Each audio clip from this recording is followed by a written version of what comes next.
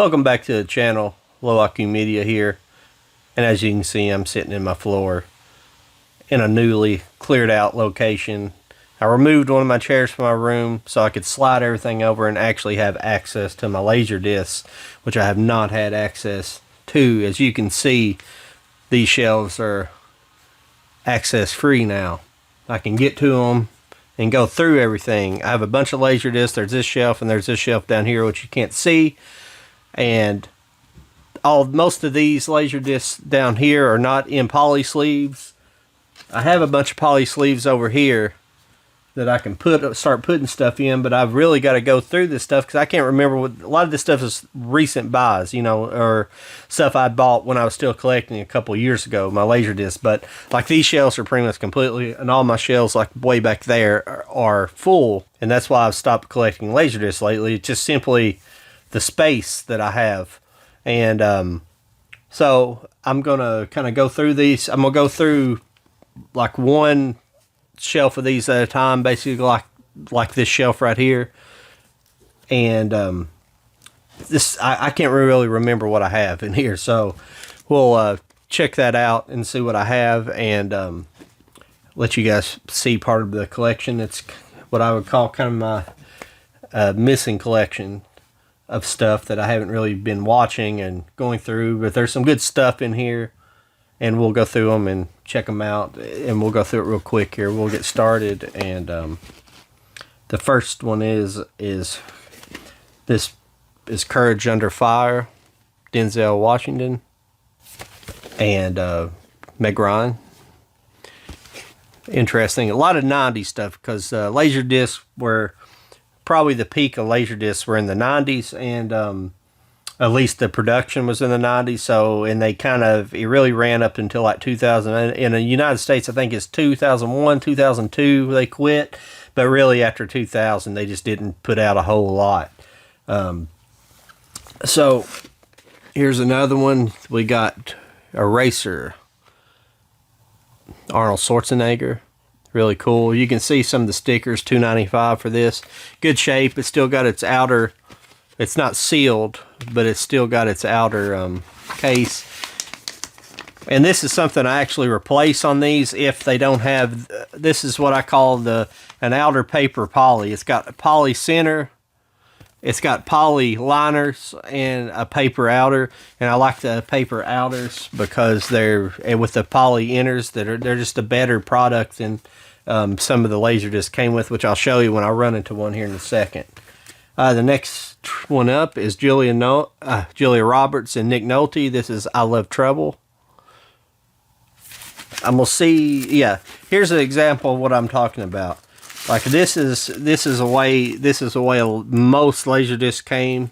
At least lower, you know, just general releases came with this. I really hate these, so I replace all these, and I have a stack of the poly sleeves all here, and I would pull them out. They're kind of buried at the moment. I'd pull them out and show you, but we got a lot to go through here. Let me jump out, get going here, and this is Bugsy Malone. And some of these are widescreens, and some of them are just full frames. I prefer to get I would prefer to get widescreen, obviously, but not everything, especially the stuff going into the 80s. It was just certain things that would be in widescreen, and most things came out like, I guess they would probably just use basically the video cassette versions, the pan and scans. And so that's, the older they get, unless it was just full frame anyways, then you didn't really, you had a lot of trouble getting but this is what I love about Laserdisc. This is Irving Berlin's Easter Parade, but this is also a fold out edition. If you can see, I've got limited space here, but this really cool stuff. Okay, what is this? I've got just a disc in here. I don't know what this was. I don't know what this came from or why it's in here, but this is one of the replacement polys. I get these at a local, it's a big thrift store in Lexington, Kentucky called Pop's Resale. and they have a huge vinyl record section, and they used to sell a lot of Laserdisc too back in the day. Sometimes you can go in there and find them still. But this is Swing Time. I don't know why that's out like that. I don't know if I had a damaged outer case, but this is one of them. This is, see, they're just plain white, and they don't have anything, but they have the poly center, which protects the Laserdisc especially. And there goes my nose itching like always on here. That's a tradition. But here's a cool one. This is Bruce Willis, Damon Wayans, The Last Boy Scout. Look at that. Really good shape. A lot of them I have are good shape. This is $2.95. This was probably from, this is McKay's actually. Anybody that knows McKay's, this came from Knoxville, Tennessee. McKay's. I live in Richmond, Kentucky, so I have to drive down there. I haven't been there in a while, but they sometimes have a lot of, what I'm looking for here is the widescreen. This is widescreen. You can see right here, the widescreen, so that's really good. That's really good to have with Laserdisc. The next up is Michael J. Fox and James Wood. This is a letterbox edition of The Hard Way. Check that out. This is some good movies here. Good movie finds. And just great shape on these. I haven't actually looked at probably looked at all the discs, but they look in good shape. Usually whenever somebody took this good of care of the outers, they were usually in pretty good shape. I like to have everything in polys when it comes to Laserdisc and vinyl records. DVDs and stuff, people ask me, why don't you put your steelbooks in them? I hate the sound of them grinding together. It's like, because it's like, I mean, if you're moving them in and out so many times that you're going to put scratches on them, then I don't know what you're doing. And anyway, it's like, DVDs and Blu-rays and all that stuff have built-on polys. If you don't notice, they have a dust jacket built onto the cover. That's the whole point. The dust jacket protects the artwork. This is paper on the outside. That's why you put them in polys. DVDs already have that, so you're just wasting your money buying those slips. I don't know why people do that. Next up here is John Goodman, The Babe, and I think this was probably full frame. I don't see any widescreen, but this is another good copy. This is another good copy here, and you can kind of see the reflection in the background there on that. Let's go on here. Let's see here. Oh, this is really cool. This is Humphrey Bogart, The Enforcer. You probably don't have to worry about this being in widescreen, but this is a cool old one. Another McKay's pickup. That's the McKay's sticker there. A bunch of them. Really cool. Humphrey Bogart, The Enforcer. Really cool. I haven't seen some of these, so I'm taking a look at them too. All right, what we got up next here? Oh, yeah, this is a pretty good one. Good shape as well. This is Susan Sarandon and Tommy Lee Jones. This is The Client.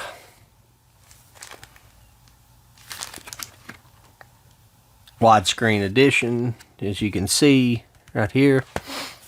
Really nice.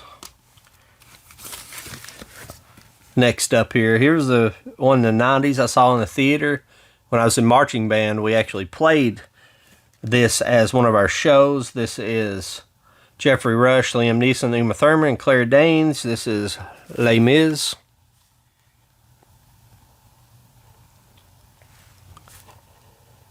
Really nice. I'm getting some reflection there. I've got a light kind of close here to make sure it lights everything up pretty good, but hope everything's translating pretty good. Next up. Oh, yeah. This is a cool one. Widescreen edition. This is the first Mission Impossible. Double disc. Look at this. Look at this here. Really nice. Really nice. I'd forgot I bought this. Like I was saying, this stuff, the way I had everything was pressed almost all the way up against this, the way my room is configured. So I had no access to any of this stuff. And here in the future, I'm going to be bringing you all this stuff because I've got a couple of shelves of stuff like this. Now, most of the stuff on down here, it does have polys. Then you get off to the shelf, and like there's a couple of shelves here that don't have polys. So it's pretty cool. So this is a lot of the newer stuff that's not been put in comedies. But here's another one. Here's a Criterion that actually needs to be moved up to my Criterion section. This is from Half Price Books. This is the Burmese harp. This is really cool. Look at this. Really good shape.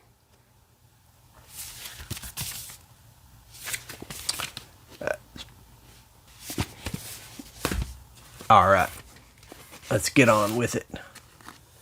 Alright. Here. This is Fahrenheit 451. This is probably full frame as well. It's really cool owning this on Laserdisc though. Look at that. Fahrenheit. Look at that cover. Fahrenheit 451.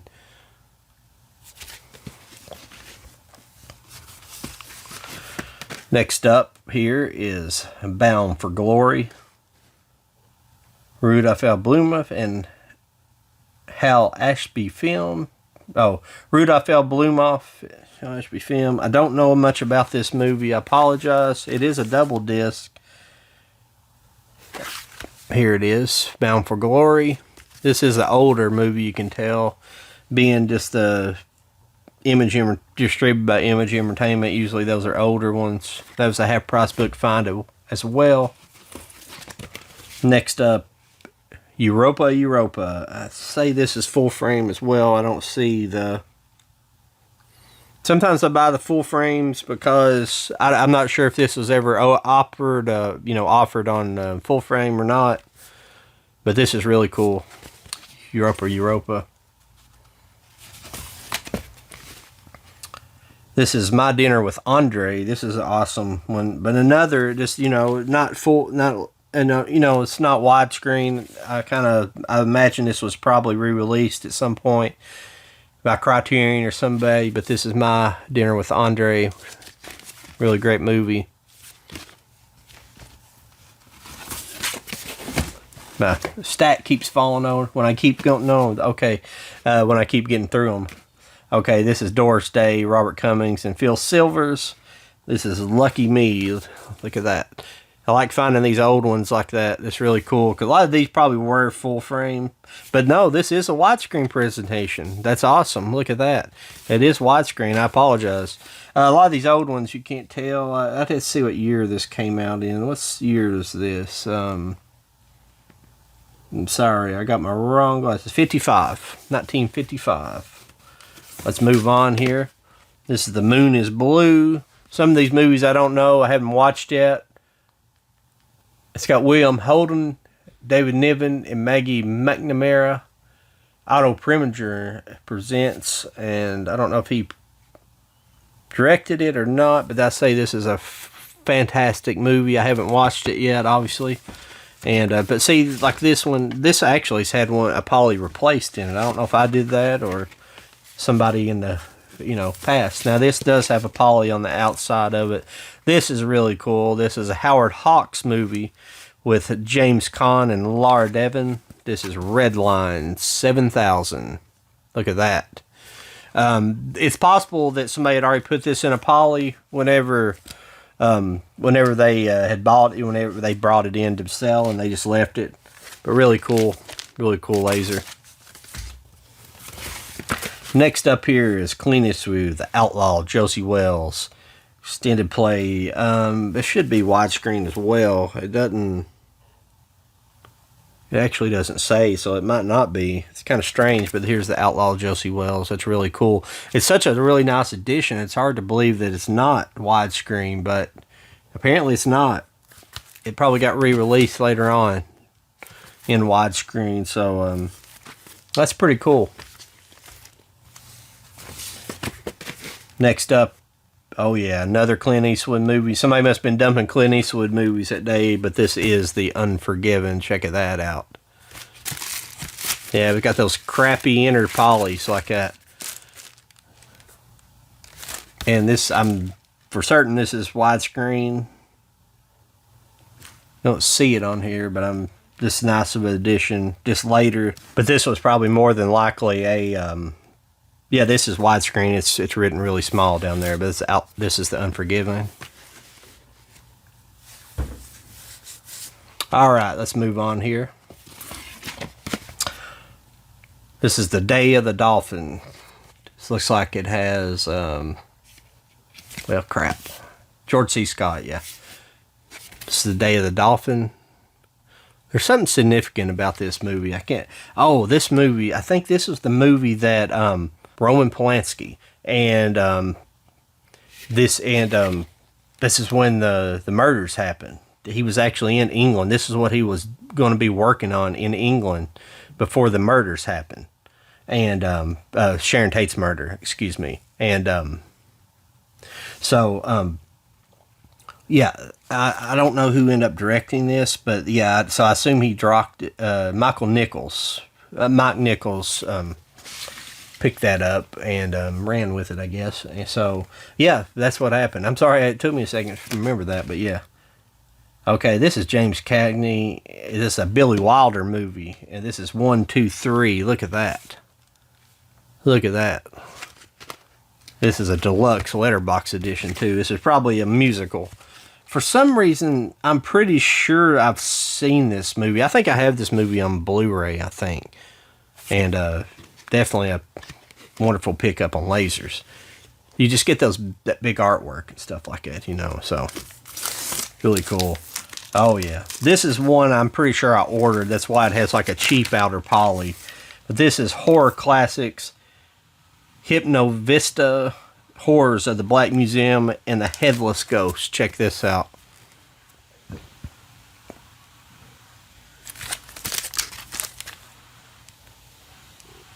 Pretty cool. Let's start setting some over here now. Uh-oh. This is a pretty cool one. Of course, none of this stuff is like in Letterboxd, which kind of disappoints me. But this is Smokey and the Bandit 3. Not so significant, but, you know, an alright movie. But not in widescreen. It's kind of disappointing not to have this in widescreen. So, sorry my camera keeps moving around. I've got it on a... But the next movie up here is Carl Weathers' Action Jackson.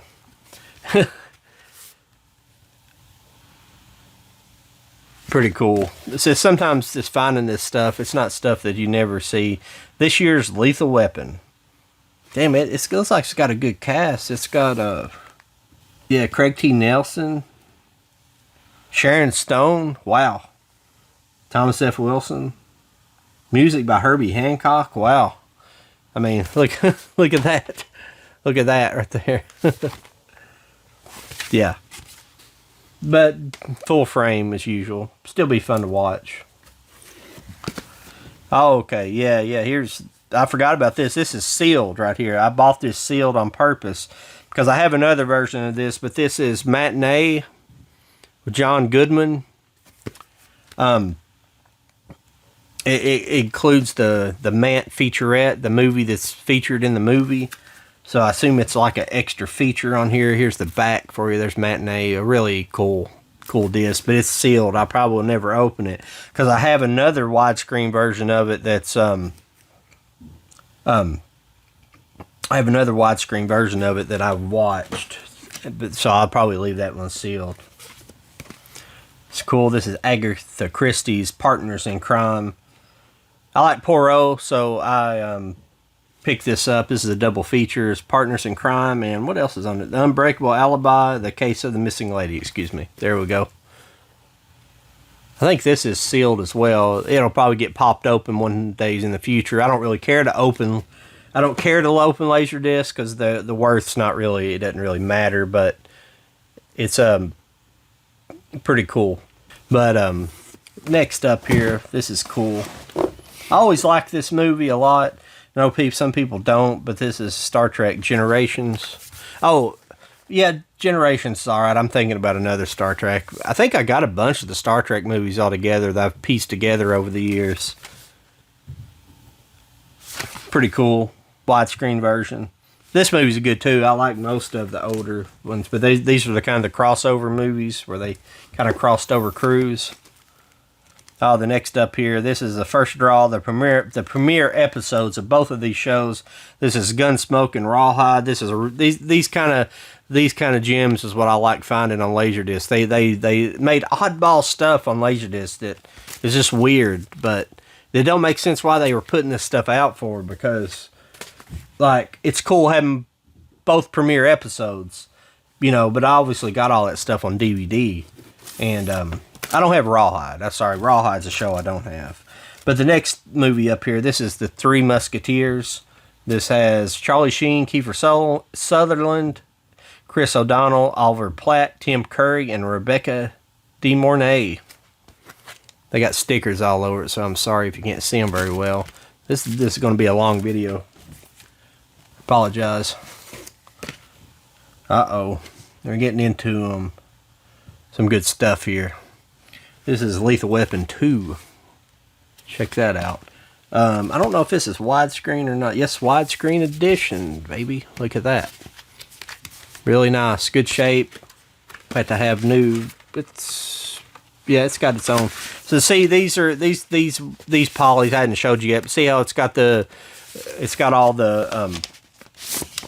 lettering from the studio in there, and it's written on it. You know, they each studio that would actually make them like that would put all their logos and stuff on them. It's kind of cool. The next up is Return to Snowy River. It's a Disney movie. You know how I feel about Disney if you watch any of our live streams. I don't really care much for Disney, but I like the old stuff, so I will collect this stuff. This is Return to Snowy River. Probably full frame, more than likely.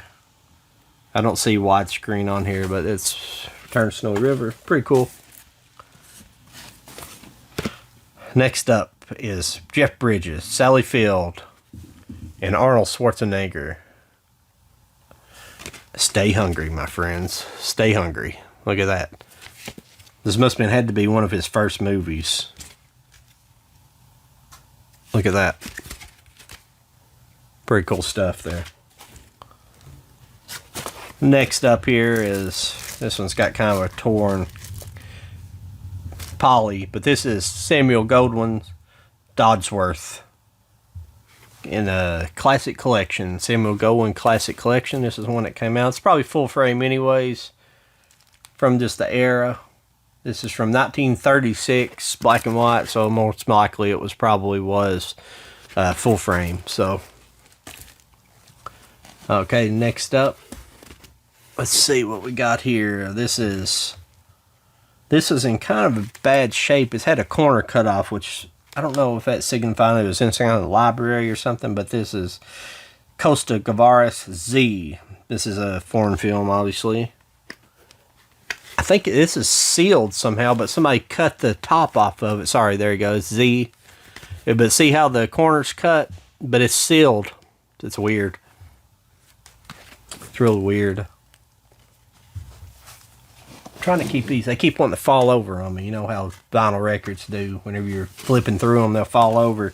This is the French Connection.